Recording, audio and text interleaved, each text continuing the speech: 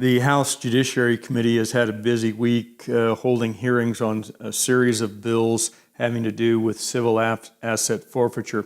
These are those situations where during the course of some type of criminal investigation, property is seized, whether it be cars or cash or the like, and held for potential forfeiture if it was in fact part of some type of criminal enterprise. One of those bills, or one day, went particularly late as there was a significant amount of testimony regarding that civil asset forfeiture.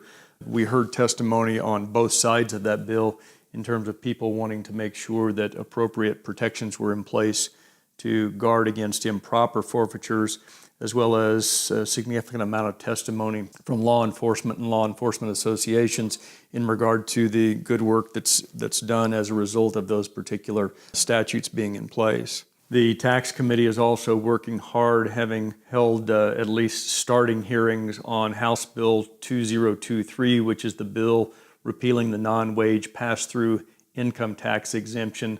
You also heard it referred to as the LLC exemption. That bill is receiving some extensive media coverage, and the hearings on that particular provision look to extend into a couple of days. Based upon information I have heard on my listening visits back home, and based upon the information I have heard to date, it is my expectation to support that bill in its entirety and to vote against or oppose any amendments to that bill that might water it down.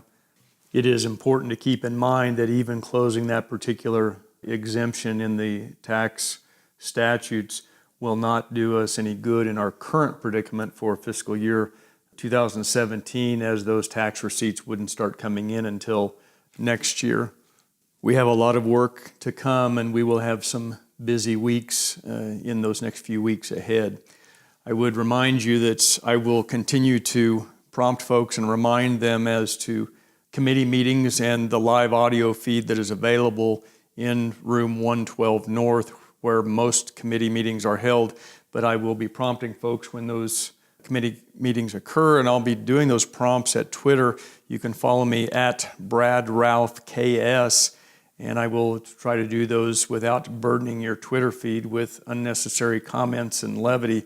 But I'll also try to prompt you to those live stream audios as often as possible. Please remember, if you would like to automatically receive updates of Notes from the Capitol, please subscribe to my YouTube channel, Brad Ralph for Dodge City. Look forward to speaking with you next week, and I expect that I will be in town next Saturday as we have pro forma on this coming Friday. Thank you.